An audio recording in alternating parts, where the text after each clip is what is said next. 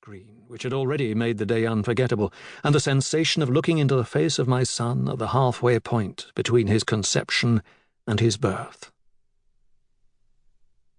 I had lived in Japan for 16 years, and I knew, or believed that I knew, a good deal about earthquakes.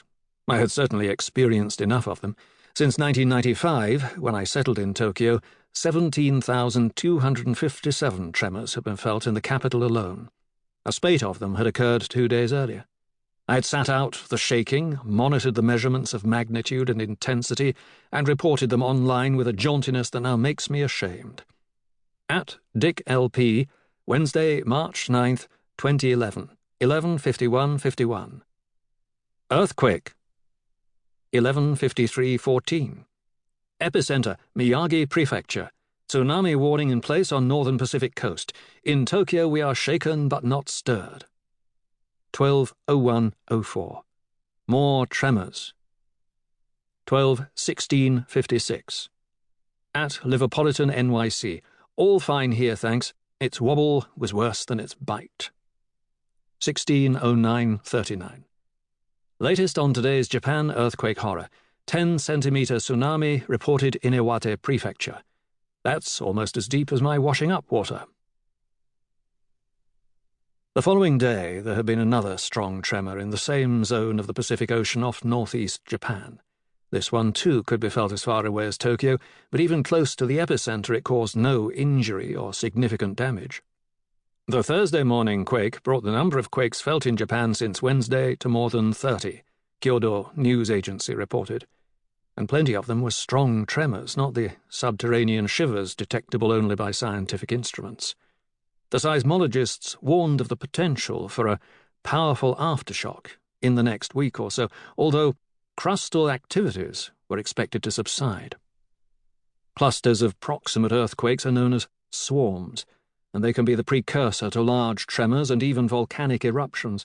But although many seismic disasters are preceded by such omens, the converse is not true. Most swarms buzz past without any destructive crescendo.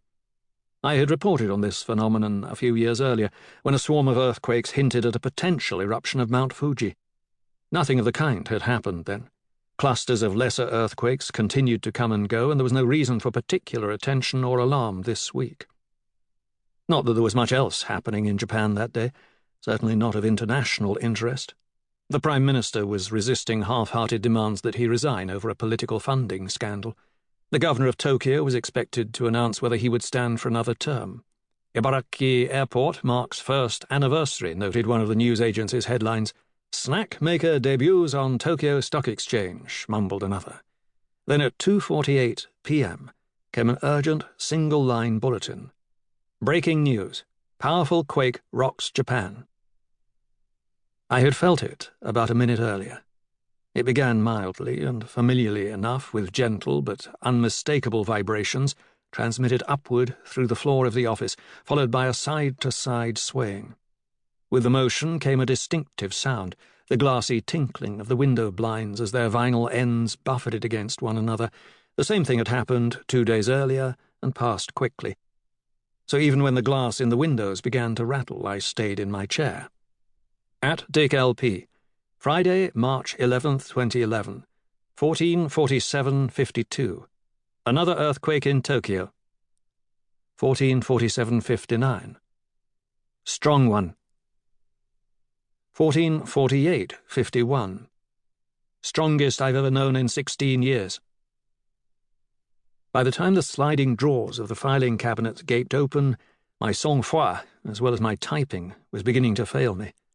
From the 10th floor window, I could see a striped red and white telecommunications mast on the roof of a building 100 yards away. I told myself, when that mast starts to wobble, I'll move. As the thought took form in my mind, I noticed that a much closer structure, an arm of the same building in which I was sitting, was flexing visibly. Very quickly indeed I bent myself into the narrow space beneath my desk. Later, I read that the vibrations had lasted for 6 minutes. But while they continued, time passed in an unfamiliar way. The chinking of the blinds, the buzzing of the glass, and the deep rocking motion generated an atmosphere of dreamlike unreality. By the time